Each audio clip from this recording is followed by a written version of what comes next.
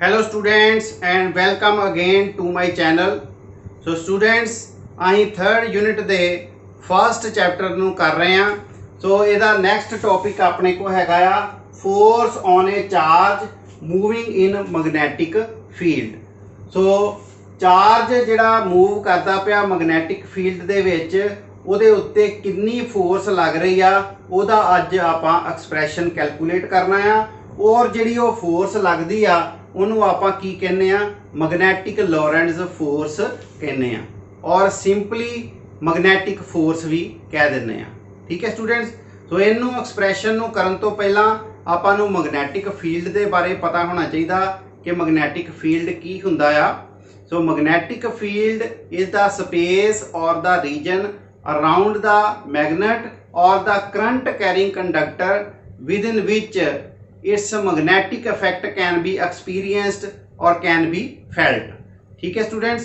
सो जो अपने को जड़ा मैगनैटिक इफैक्ट जड़ा आ वो एक्सपीरियंस किया जाए मैगनेट के आले दुआले वो रीजन जड़ा जिस रीजन के विच आपां मैगनैटिक इफैक्ट नूं महसूस करते हैं वो असर नूं महसूस कर सकते हैं उस रीजन नूं आपां जड़ा की कहने आ मैगनैटिक फील्ड कहने आ। सो जिस तरह अपने को चुंबक के लागे आप कोई मैगनैटिक मटीरियल लैके जाने तो वो चुंबक की करता उस मैगनैटिक मटीरियल थोड़ी जी दूरी तो ही अपने वाल अट्रैक्ट कर लेंदा है। इट मीनस उस मैगनेट का वो आले दुआले कोई फील्ड हैगा आ उस फील्ड के विच कोई भी आप मैगनैटिक मटीरियल लियावांगे तो वो उत्ते जिहड़ा की आ फोर्स एक्ट करूगा। ठीक है, कोई इंट्रैक्शन जिहड़ी उहदे नाल करूगा। Okay students. तो वो फील्ड जिहड़ा की अपने आले दुआले जिहड़े मैगनेट दे हुंदा आ उहनूं आपां फील्ड नूं की कहने आ मैगनैटिक फील्ड जां स्पेस जिहड़ा आले दुआले हुंदा आ उहनूं आपां की कह दिंदे आ मैगनैटिक फील्ड कह दिंदे आ। Okay students.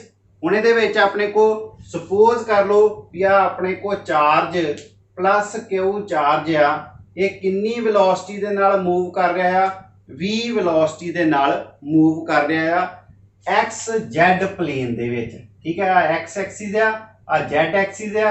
ठीक है, एक्स जैड प्लेन दे विच आ प्लेन बनाया है इस प्लेन दे विच v वेलोसिटी दे नाल चार्ज पार्टिकल मूव कर रहा है और मैगनैटिक फील्ड किधरले पासे एक्ट हो रहा है जैड एक्सिस दे अलोंग एक्ट हो रहा है। ठीक है। सो मैगनैटिक फील्ड का आपां जिहड़ा इहदे उत्ते असर वेखना आ भी मूविंग चार्ज दे उत्ते कितना असर हो रहा है वो आपां कैलकूलेट करना है वो फोर्स कैलकूलेट करनी है। ठीक है। सो v का सपोज कर लो भी अपने को v दे नाल कितना एंगल बन रहा है थीटा एंगल जिहड़ा वेलोसिटी का मैगनैटिक फील्ड दे नाल बन रहा है। ठीक है। सो किन्नी फोर्स इहदे उत्ते एक्ट होगी वो फोर्स आपां कैलकूलेट करनी है। Force is directly proportional to the charge. So सब तो पहला जिहड़ा की आ फोर्स किहदे उत्ते डिपेंड करदी आ चार्ज दे उत्ते डिपेंड करदी आ अमाउंट ऑफ चार्ज दे उत्ते डिपेंड करदी आ। जिन्ना ज़्यादा अमाउंट ऑफ चार्ज होऊगा ठीक है जिन्नी चार्ज दी वैल्यू जिहड़ी कि ज़्यादा होऊगी उन्नी अपने को फोर्स उहदे उत्ते एक्ट होऊगी। ठीक है स्टूडेंट्स। सो नेक्स्ट अपने को also force depend upon the component of the velocity that is v sin theta. हुण फोर्स होर कादे उत्ते डिपेंड करदी आ वेलोसिटी दे कंपोनेंट दे उत्ते जिहड़ा v sin थीटा अपने को। हुण v sin थीटा किधरले पासे होगा इस फिगर दे विच तुसीं देख सकदे जे जिधरले पासे अपने को एंगल थीटा मैगनैटिक फील्ड नाल बन रहा है उधरले पासे आऊगा v cos थीटा कंपोनेंट और ये बिल्कुल परपेंडिकुलर यानी कि एक्स एक्सिस दे अलोंग किहड़ा कंपोनेंट आऊगा v sin थीटा का कंपोनेंट। इसका मतलब मैगनैटिक फील्ड दे जिहड़ा कंपोनेंट परपेंडिकुलर आ वेलोसिटी दा उहदे उत्ते फोर्स डिपेंड करती है। ठीक है।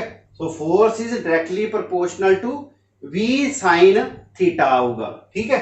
थर्ड अपने को also depend upon the magnetic field.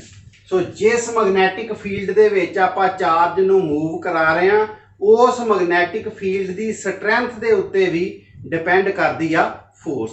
ठीक है। सो जो आप तीने फैक्टर्स जिहड़े इन्हां नूं आपस विच ਕੰਬਾਈਨ ਕਰਾਂਗੇ ਤੇ ਫੋਰਸ ਕਿਹਦੇ ਪ੍ਰਪੋਰਸ਼ਨਲ ਹੋ ਜੂਗੀ, ਕਿਊ ਬੀ ਵੀ ਸਾइन थीटा ਦੇ ਪ੍ਰਪੋਰਸ਼ਨਲ ਹੋ ਜੂਗੀ। ਠੀਕ ਹੈ ਸਟੂਡੈਂਟਸ। तो ਜਦੋਂ ਆਪਾਂ ਇਹ ਪ੍ਰਪੋਰਸ਼ਨੈਲਿਟੀ ਸਾਈਨ ਹਟਾਵਾਂਗੇ ਆਪਣੇ ਕੋ ਕੇ ਪ੍ਰਪੋਰਸ਼ਨੈਲਿਟੀ ਕਾਂਸਟੈਂਟ ਆਊਗਾ ਨਾਲ ਕਿਊ ਬੀ ਵੀ ਸਾइन थीटा। ਇਹ ਆਪਣੇ ਕੋ ਫੋਰਸ ਦਾ ਐਕਸਪ੍ਰੈਸ਼ਨ ਆ ਗਿਆ। ਸੋ ਇਹ ਕੇ ਦੀ ਵੈਲਿਊ ਜਿਹੜੀ ਹੈ ਇਹ ਡਿਪੈਂਡ ਕਰਦੀ ਆ ਸਿਸਟਮ ਆਫ ਯੂਨਿਟਸ ਚੂਜ਼ਨ, ਵੀ ਕਿਹੜੇ ਆਪਾਂ ਸਿਸਟਮ ਆਫ ਯੂਨਿਟਸ ਜਿਹੜੇ ਅਡਾਪਟ ਕੀਤੇ ਆ ਉਹਨਾਂ ਦੇ ਉੱਤੇ ਕੇ ਦੀ ਵੈਲਿਊ ਡਿਪੈਂਡ ਕਰਦੀ ਆ।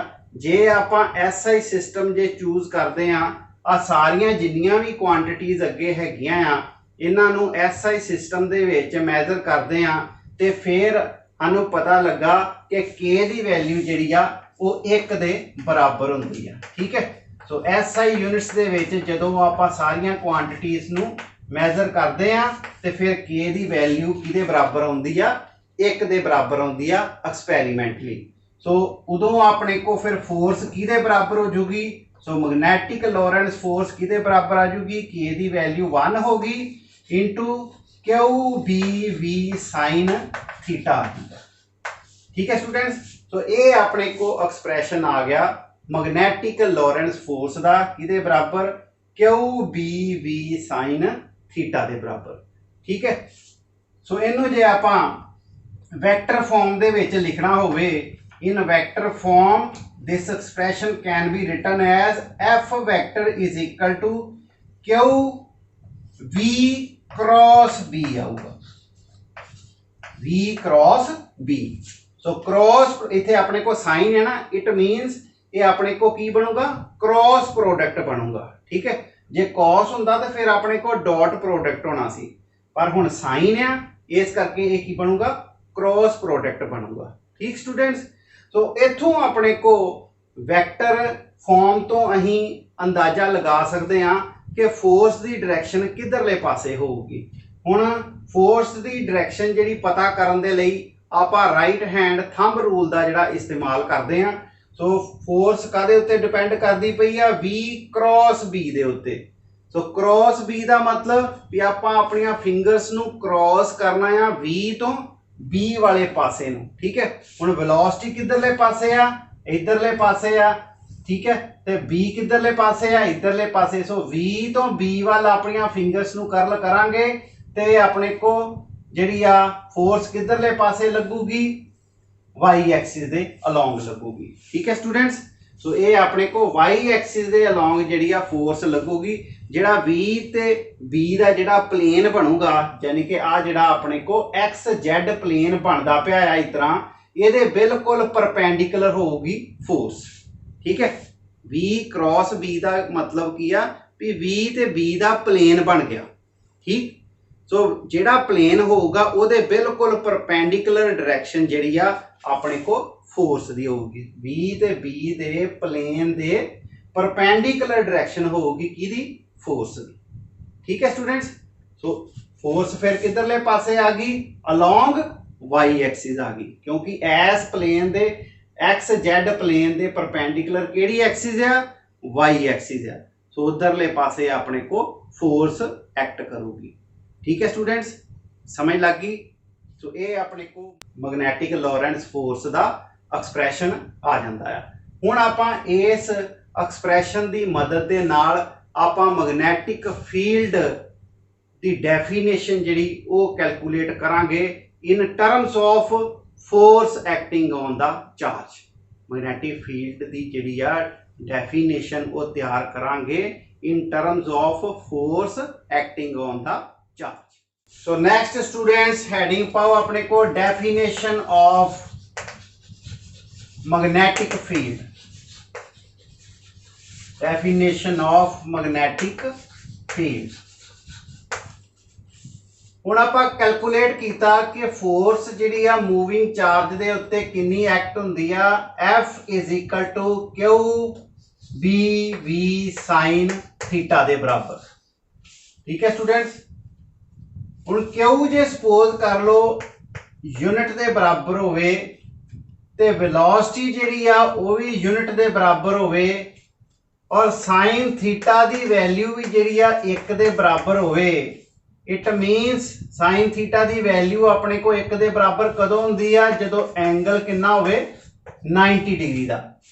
इहदा मतलब V ते B दे विच अपने को एंगल कितना होना चाहिए 90 डिग्री, यानी कि वेलोसिटी जिहड़ी आ वो एक्स एक्सिस दे अलोंग होनी चाहिए आ।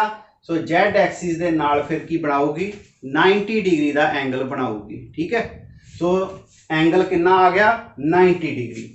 सो जे अपने को सपोज भी चार्ज भी यूनिटी आ, वेलोसिटी भी यूनिटी आ, ते एंगल जिहड़ा दोवां दे विच वेलोसिटी ते मैग्नैटिक फील्ड दे विच 90 डिग्री आ, ते फिर अपने को एफ जिहड़ा किहदे बराबर आ जाऊगा, that will be equal to Q दी वैल्यू 1 आ गई, वेलोसिटी दी वैल्यू भी जिहड़ी आ 1 होगी, b इंटू वेलोसिटी 1 होगी, साइन 90 वो भी जिहड़ा 1 हो जाना है। ठीक है, इट मीनस फोर्स जिहड़ी है किहदे बराबर आ जाऊगी, मैग्नैटिक फील्ड दे बराबर आ जाऊगी। और मैग्नैटिक फील्ड किहदे बराबर आ गया, फोर्स दे बराबर आ गया।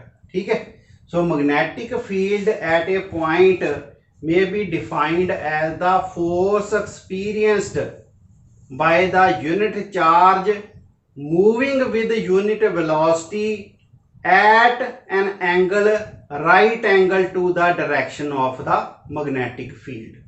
ठीक है स्टूडेंट्स, मैग्नैटिक फील्ड किहदे बराबर होगी, फोर्स दे बराबर तां ही होगी जे अपने को यूनिट चार्ज जिहड़ा आ यूनिट वेलोसिटी दे नाल मूव करदा पिया आ along the direction, किहड़ी डायरेक्शन विच, perpendicular to the direction of magnetic field. So उस इनू आपां जिहड़ा मैग्नैटिक फील्ड नू इस तरीके दे नाल force the term they which define कर देवांगे। ठीक है स्टूडेंट्स, सो नैक्सट अगे अपने को हैगे आ special cases.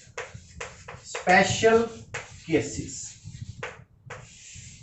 First special case अपने को when theta is equal to 0 degree और 180 डिग्री, जे एंगल अपने को वेलोसिटी ते मैग्नैटिक फील्ड दे विच 0 डिग्री होवे जां जिहड़ा 180 डिग्री दा होवे, ते फिर की होगा साइन 0 जां 180 जिहड़ा आ वो किहदे बराबर हो जांदा आ, 0 दे बराबर ही हो जाता है। ठीक है, सो इन दैट केस जो साइन 0 ही 0 हो गया तो वो जी भी टर्म आप मल्टीप्लाई करांगे वो भी कितनी हो जूगी, 0 हो जूगी। इट मीनस फोर्स कितनी आ जूगी अपने को, 0 के बराबर आऊगी, कोई फोर्स जी एक्ट नहीं होगी। सो मूविंग चार्ज के उत्ते कोई फोर्स एक्ट नहीं होगी जे चार्ज किधरले पासे मूव करता पिया along the direction of magnetic field, क्योंकि एंगल 0 सी ना, तो एंगल जे 0 आ तो मतलब वेलोसिटी भी चार्ज की उधरले पासे है जिधरले पासे मैग्नैटिक फील्ड आ। तो जिधरले पासे मैग्नैटिक फील्ड आ उधरले पासे चार्ज नू मूव करावांगे तो इट मीनस भी अपने को कोई फोर्स एक्ट नहीं होगी। ठीक है, इसे करके फोर्स जी वो डिपेंड नहीं करती इस कंपोनेंट के उत्ते, क्योंकि ये कंपोनेंट जिहड़ा आ इधरले पासे जिहड़ा मैग्नैटिक फील्ड अप्लाई हो रहा डायरेक्शन इधरले पासे इस कंपोनेंट वाले पासे आ। ठीक है स्टूडेंट्स, तो ये अपने को फोर्स कितनी आ गई, 0 आ गई जो एंगल 0 होवे जां 180 डिग्री होवे। ठीक है, number 2 when theta is equal to 90 degree, जो अपने को चार्ज की वेलोसिटी ते मैग्नैटिक फील्ड विच एंगल कितना आ गया 90 डिग्री का आ जाता है, यानी कि दोनों की हो गए परपेंडिकुलर टू ईच अदर। ठीक है, तो इन दैट केस साइन 90 फिर कितना हो जाऊगा अपने को 1 के बराबर हो जाता है। ठीक है, तो अपने को फोर्स कितनी आ जाऊगी, F is equal to Q B V sine 90 कितना हो गया 1, ये अपने को फोर्स आ गई क्यू बी वी दे बराबर। सो ये मैक्सिमम फोर्स जी अपने को चार्ज पार्टिकल दे उत्ते एक्ट हो रही है कितनी, क्यू बी वी दे। जदों अपने को चार्ज पार्टिकल मैग्नैटिक फील्ड के perpendicular direction they which move कराया जाता है तो फिर उदों अपने को चार्ज पार्टिकल के उत्ते मैक्सिमम फोर्स एक्ट होंदी है। ठीक है स्टूडेंट्स, इन्नी गल क्लीयर होगी। सो ये जदों अपना इत्थे फोर्स जिहड़ी है क्यू बी वी दे बराबर आ गई, पर कंडीशन किहड़ी लगी, एंगल 90 डिग्री दे उत्ते। सो इस एक्सप्रैशन दे विच आपां एक होर रूल दे नाल फोर्स दी डायरैक्शन कैलकुलेट कर सकते हैं। उन्होंने आपां कहने आ फ्लेमिंग लैफ्ट हैंड रूल। केड़ा rule? Fleming left hand rule. Left hand rule इहदे विच जिहड़ा की है फ्लेमिंग लैफ्ट हैंड रूल कादे वास्ते अप्लाई किया जाता है? To find the direction of the magnetic force. So left hand अपना इधरला आ गया। सो देखो लैफ्ट हैंड रूल दे अकॉर्डिंगली अपने को चार्ज v वेलोसिटी नाल मूव हो रहा एक डायरैक्शन दे विच, एक डायरैक्शन विच आपां मैग्नेटिक फील्ड जिहड़ा अप्लाई कीता आ, ठीक है। ते तीसरी जिहड़ी की है एक्सिस दे अलोंग की हो गया अपने को फोर्स जिहड़ी की है एक्ट हो रही है। सो इस रूल दे अकॉर्डिंगली आपां लैफ्ट हैंड साइड दा थंब, फर्स्ट फिंगर ते मिडल फिंगर वो इस तरह रखनियां आ कि तिन्ने अपने को म्यूचुअली परपेंडिकुलर होने चाहिए, ठीक है। सो फर्स्ट फिंगर जिहड़ी है that will point in the direction of the magnetic field, central finger that points in the direction of the velocity of the charged particle, and thumb will represent the direction of the force, ठीक है। तो जे अपने को field वेखो किधरले पासे आ, Z axis दे along आ, x axis जिहड़ा इधरले पासे आ, ठीक है। ते फोर्स किधरले पासे लगूगी, अपवर्ड डायरेक्शन दे विच, ठीक है स्टूडेंट्स। आ अपने को मिडल फिंगर जिहड़ी की है वो velocity the direction which, first finger जिहड़ी आ फील्ड दी डायरेक्शन दे विच, ते थंब जिहड़ा वो किधरले पासे आ, अपने को जिधरले पासे फोर्स एक्ट हो रही है। सो इस तरीके दे नाल आपां जिहड़ी आ फोर्स दी डायरेक्शन कैलकुलेट कर सकते हैं। So by Fleming left hand rule दे नाल। Okay students. So third case अपने को नेक्स्ट देखो, third case when v is equal to 0। जे अपने को चार्ज पार्टिकल दी वेलोसिटी ही 0 हैगी है, यानी कि चार्ज पार्टिकल का केड़ी स्टेट विच है, रेस्ट दी स्टेट दे विच है, ठीक है। हुण वेखो जिहड़ा मैग्नेटिक फील्ड आ वो करंट करके प्रोड्यूस हुंदा है, ते करंट किस तरह पैदा हुंदा है, by the motion of the charge. Moving charge ही जिहड़ा करंट प्रोड्यूस कर सकता है, मैग्नेटिक फील्ड प्रोड्यूस कर सकता है, ठीक है। तो जे अपने को चार्ज पार्टिकल रेस्ट दी स्टेट विच आ गया तो फिर अपने को इट मीनस करंट फ्लो ही नहीं हो रहा कंडक्टर चों, मैग्नेटिक फील्ड ही नहीं उहदे आले दुआले जिहड़ा बनदा पिया। सो उस मैग्नेटिक फील्ड दी फिर बाहरले मैग्नेटिक फील्ड दे नाल कोई इंटरैक्शन ही नहीं होगी, तो जे कोई इंटरैक्शन ही ना होई तो फिर इहदा मतलब की होया, कोई फोर्स ही एक्ट जिहड़ी नहीं होगी उहदे उत्ते। सो चार्ज मूव एक्चुअली करता ही नहीं पिया, इट मीनस अपने को कोई फोर्स जिहड़ी आ चार्ज दे उत्ते एक्ट नहीं होगी। सो एफ जिहड़ा किहदे बराबर आ जाऊगा, 0 दे बराबर आ जाऊगा, ठीक है स्टूडेंट्स। इन्नी गल क्लीयर होगी। सो फोर्स कितनी होगी, 0 दे बराबर। सो नेक्स्ट अगे अपने को है unit of magnetic field. Unit of magnetic field. तो एसआई यूनिट्स अपने को मैग्नेटिक फील्ड दे की हुंदे आ, टेस्ला। इनू आपां कैपिटल टी दे नाल डिनोट करते हैं, ठीक है स्टूडेंट्स। आपां हुणे एक्सप्रैशन पढ़िया फोर्स दा, फोर्स किहदे बराबर हुंदी है, Q B V sine theta. इथों अपने को बी किहदे बराबर आ जाऊगा, that will be equal to F divided by Q V sine theta दे बराबर आ जाऊगा। आपां मैग्नेटिक फील्ड दे यूनिट जिहड़े वो आपां कैलकुलेट करने आ। सो फोर्स जे सपोज कर लो भी अपने को फोर्स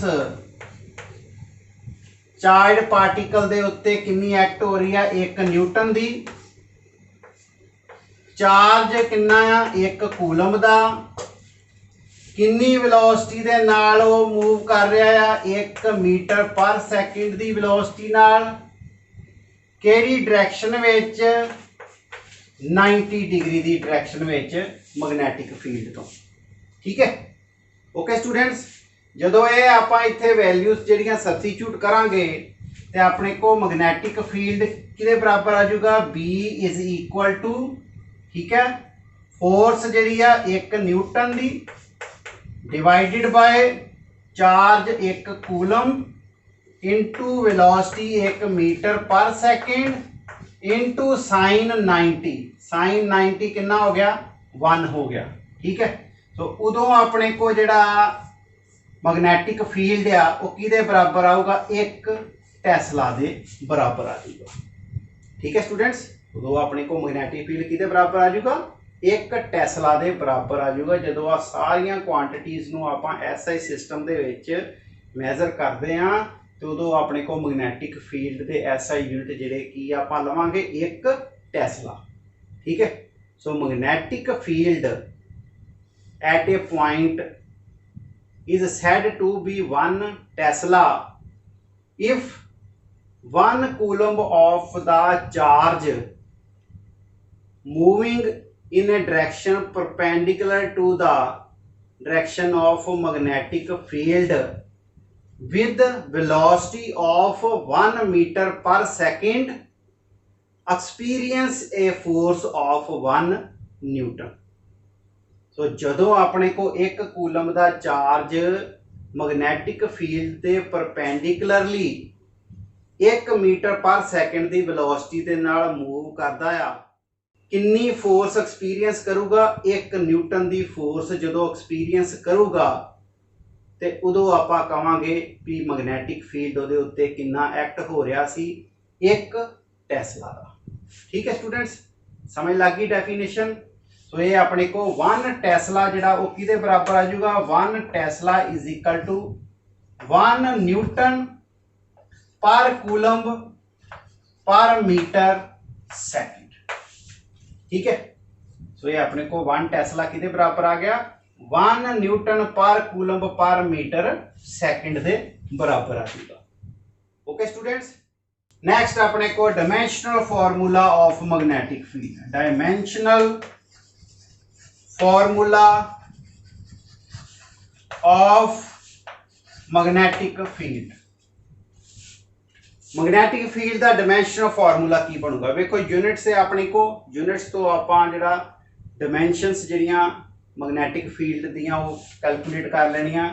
न्यूटन अपने को फोर्स दे यूनिट हुंदे आ, ठीक है, और मास इनटू एक्सेलरेशन यानी कि m1 L1 T-2। ठीक है, कूलम आ गया, करंट जिहड़ा किहदे बराबर हुंदा, चार्ज ओवर टाइम। सो चार्ज किहदे बराबर, करंट इनटू टाइम। करंट दियां डायमेंशनस A1 ते टाइम दियां T1। इसदा मतलब कूलम दियां जिहड़ियां अपने को A-1 ते T-1 आ गया। नैक्सट अगे अपने को पर मीटर, इसका मतलब L-1 आ जाएगा। सेकेंड टाइम दे T1 आ जाएगा। ठीक है स्टूडेंट्स, तो ये अपने को की डायमेंशनस आ जाएगियां, M1 L1 है इत्थे ते L-1 है, ये कैंसल हो गए। ठीक है, अगे नेक्स्ट देखो T-1 ते T1 ये कैंसल हो गए, इसका मतलब L0 ते T-2 हो गया, नाल की आ गया A-1। सो ये अपने को की आ जाएगियां डायमेंशनस की दियां, मैग्नेटिक फील्ड दियां। सो ये फार्मूला आ गया अपने को कादा, मैग्नेटिक फील्ड का डायमेंशनल फार्मूला। ठीक है students, so this is all about the magnetic field and magnetic Lawrence force, और सिंपली इनू आपां मैग्नेटिक फोर्स भी कह देने हैं। ठीक है स्टूडेंट्स, सो मैनू उम्मीद है कि तुहानू अज का टॉपिक जिहड़ा वो समझ लग गया होगा। सो जे तुहानू मेरे लैक्चर समझ लग रहे हैं तो प्लीज़ सब्सक्राइब जरूर करो। Thank you very much.